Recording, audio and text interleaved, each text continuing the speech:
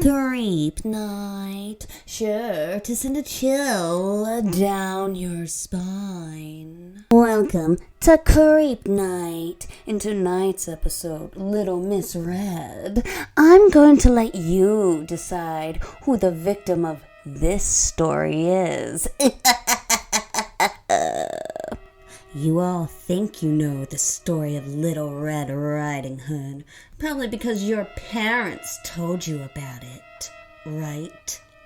Well, allow me to tell you what actually happened.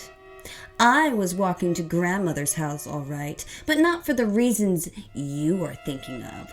Oh no, it goes much deeper than that. You see, everyone seems to think that my grandmother was the sweetest person on earth, always baking and sending me off to deliver cookies. Not even close. Grandmother, I'm home. Where the heck have you been? Getting the ingredients you asked me to get.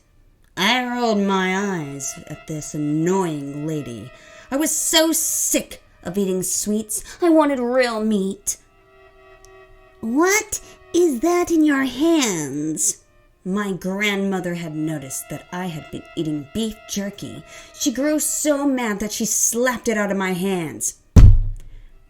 You'll spoil your dinner, she yelled.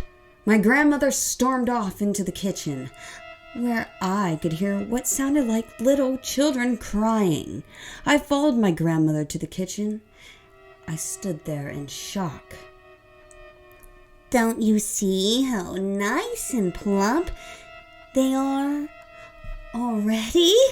Almost ready to be cooked. She had said this as she pointed at the two children. It was then, at this moment, I realized something horrifying. My grandmother had been feeding us humans in her treats.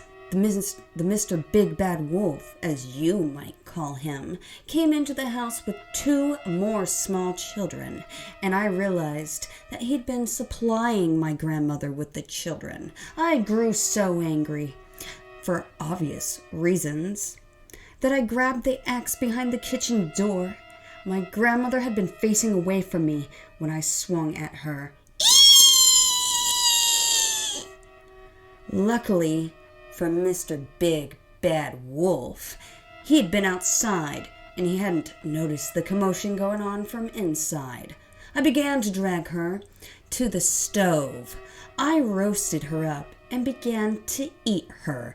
I have to admit, she was slightly chewy. Then I thought of something else. What would I tell the police? I drew up a plan.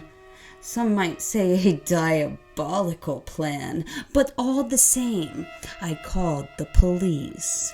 Yes, Mr. Wolf ate my grandmother. I sure did cry.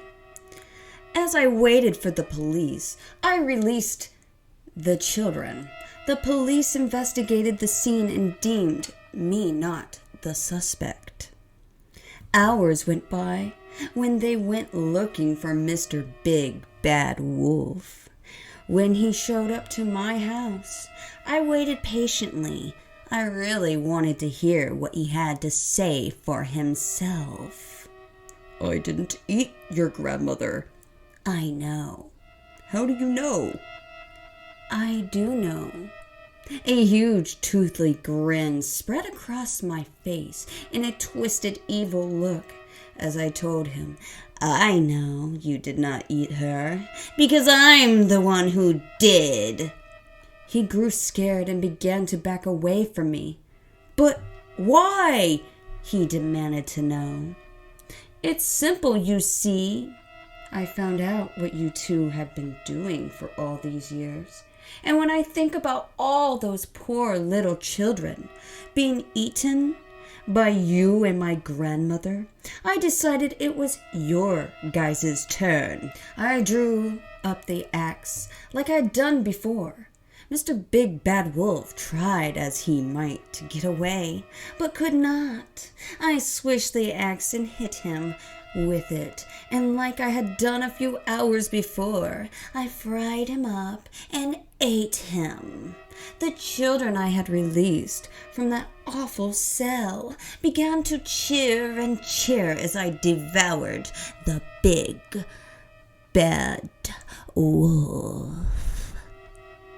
So as you can see, that is the version of my story, and you can choose to believe it or not. Oh my, what a twisted tale. I hope you all are still hungry after listening to Red's tale.